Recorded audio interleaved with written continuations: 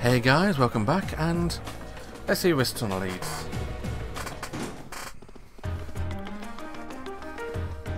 Should have guessed, to be honest.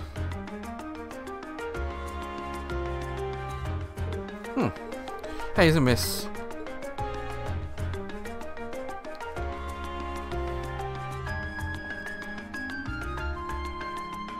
The Oster district.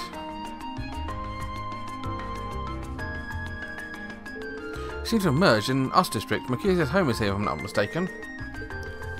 The network of tunnels beneath the city really does seem to cover a vast area. It's like something out of a spy novel. Maybe it's a sign. Was that? Must be a chime to mark the noon hour. Yeah, that's Heimdall Cathedral bell. The cathedral itself is pretty far away, if we can hear it pretty clearly even here. Well, I think about time we found something to eat. Anyway, we don't have much, but I'm happy to at least treat you to coffee at our house. I mean, you're inviting you to your home?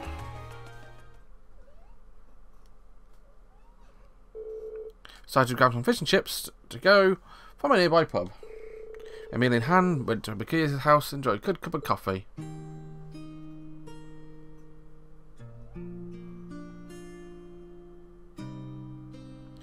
What a nice little home. Definitely a fan of coffee. Ah, this is the capital's famous fish and chips.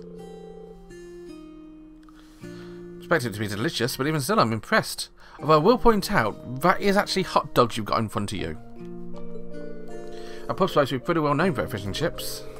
I admit it tastes good, but at the end of the day, it's still greasy comfort food. Better to eat it while it's hot. It tastes disgusting for it to cool off. Probably still better than wartime rations.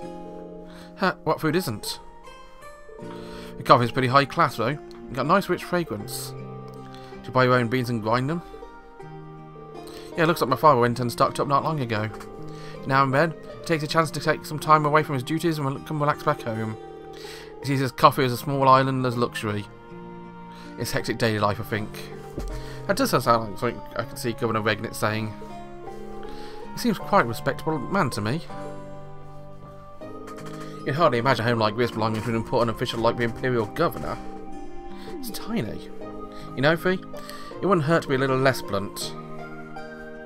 No worries, as I said, my father and I are commoners through and through. You might be a top official, but neither of us really saw that as a reason to change our lifestyle. Besides, it's not as though we don't have some attachment to this house. Does seem like a comfy place to live in though. Really cozy and relaxing. Ooh, there's a photo. Sunny voice. Oh, that.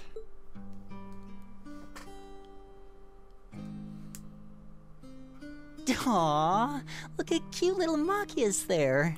He looks like he had such a sweet disposition. Yeah, before he grew up to be a stubborn old nag. Stop nitpicking people's old family photos! Honestly. The governor looks the same as ever, though. Is that woman next to him your older sister or something? Close enough. She was a cousin on my father's side of the family. Since she lived quite close, she often came to visit. Our family was just my father and I, so having her around was a big help. The way you speak about her seems to imply you no longer see her. Did she get married and move away? She died around 6 years ago. Oh. I see. And that has something to do with why you hate the nobility, right? So... I never really planned on telling anyone about this, but considering all we've been through, I suppose it's time I told you a little more about me. It's a long story, but would you hear me out? Sure. Of course. Absolutely. Glad to. Thanks. Sis was 9 years my senior. Beautiful, kind. To me, she was in every sense the ideal woman. Sounds like you had more as than I a little said crush. earlier, we're a family of commoners through and through. But my father proved to be a very capable government official, and eventually he was promoted to an important government position, where he started to make a name for himself. Honesty and integrity are a core part of his work ethic.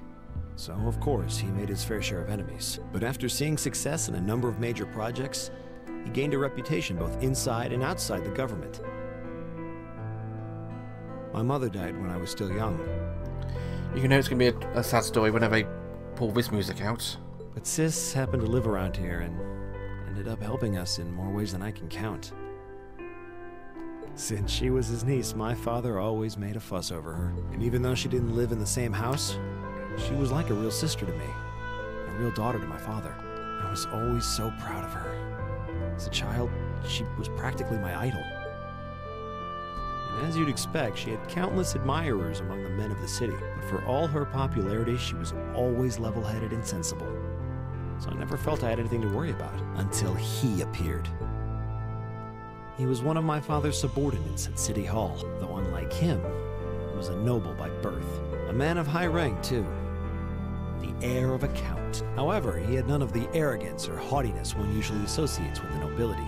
When I met him myself, he came across as an honest and loyal man. He met Sis when Dad introduced him to her one day, and eventually the two of them fell in love and began a relationship, despite the difference in their social status. As a child, I was frustrated beyond words, but even I had to admit that the two of them made a good couple, and Sis seemed so happy when she was with him that I had no choice but to let it go and accept their relationship. Time went on and they became engaged, with Dad acting as the go-between, and that's when everything started to fall apart. His family couldn't have been more blatant in their attempts to undermine the relationship. Apparently, one of the four great houses, House Cayenne, proposed an arranged marriage on short notice, and the Count's family were up in arms at the thought he might choose to take a mere commoner as his wife. Since my father held an important post, they were limited in how shamelessly they could try to sabotage the marriage. They began to harass and threaten her in secret every way they could think of. Maybe she didn't want to cause trouble for the man she loved, but all that time she chose to endure it all. And finally, it became so crushing that she took her own life. It was only afterward that my father and I learned what had really happened. It seems that at the very last, he had chosen to betray her love for him.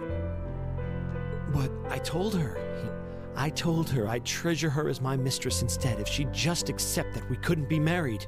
I just don't understand it.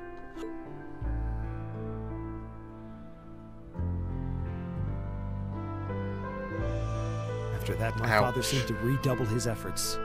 It was like watching a machine kick into high gear. With the help of his ally, Chancellor Osborne, he was able to wrest control of City Hall from the Noble faction.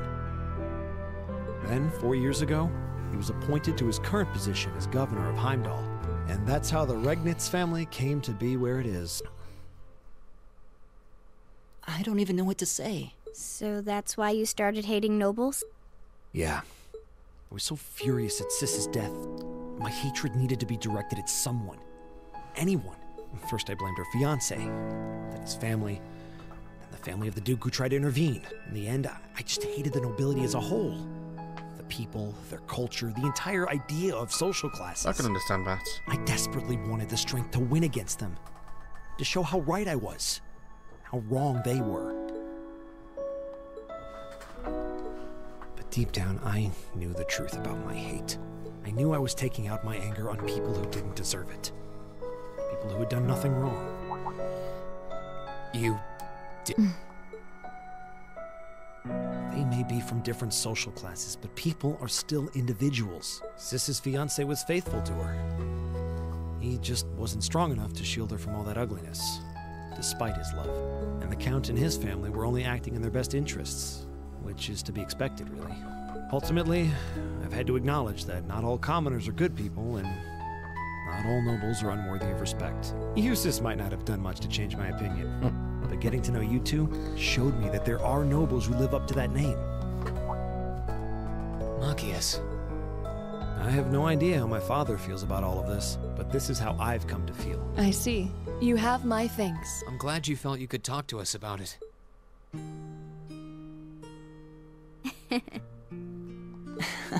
Still, I don't think it hurt to be a bit more honest with yourself. If you're willing to admit all of that, maybe you can find it in you to be friends with Eustace, too.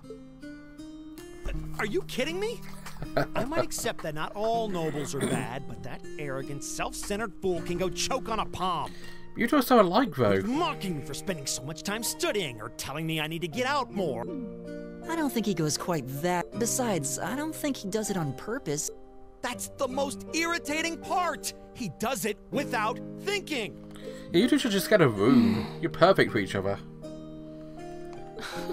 Well, that was a good coffee break.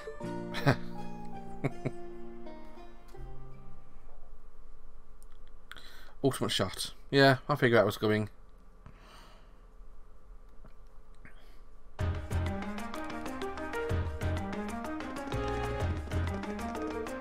Well, lunchtime's over. Must be almost time for some festival decorations to start going up.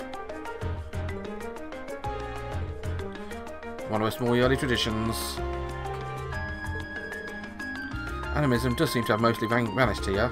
Not much as a row in Crossbell though. I suppose it's hard to think of a seasonal festival where capital is celebrated a month late to begin with. Spring is seen as an opportunity to catch a glimpse of Imperial family. Is that your Arca swinging? Class 7 Group A? Hello there, Rean. This is Carl Regnitz. Going to Regnitz? Dad? Come to think it, you did say you'd be able to use that Arcus's functionality. You're Group A's representative, so I figured it'd be best to call you. Is now a good time? I actually just left you home. Machias was invited to coffee. I had a favourite specialty store roast beans, just the way I like them. Top-notch brew, right? With all that's been going on, it was nice to sit down and enjoy a good cup of coffee. Getting to the point, Cunningham's had a bit of a problem. That's been the case like Group A to take care of one additional task. Appears to be in a burglary of a jewellery store. Not all the culprit seems to have left a message addressed to you. Your confusion understandable. However, the jeweller submitted a report for burglary to City Hall. Normally leave this to proper authorities, but we really go see what there's anything you can do. What's that all about? Wait till I hear this. So the jewellery boutique was burglarised, and the culprit left a message addressed to us. Though thinking about it, that sounds kind of familiar.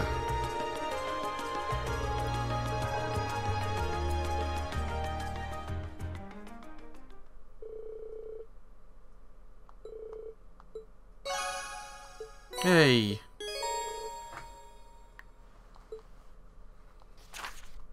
Since the burglary has taken place, I think we all know who was involved here.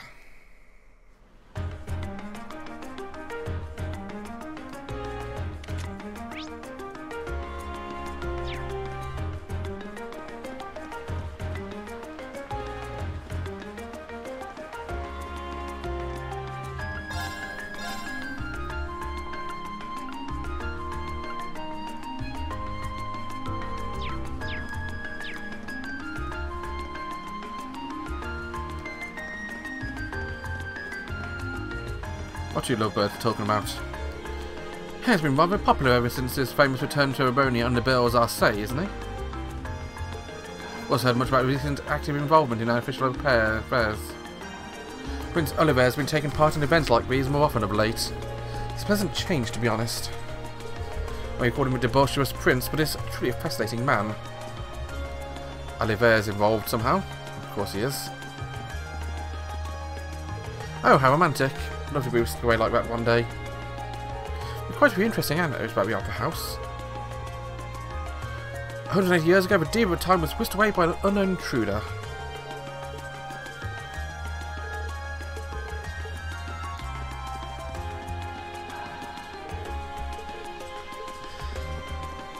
You know what, I'm going to end the episode here since it's blatantly clear we're going to be involved in the annoying guys' affairs now. So until then, bye bye.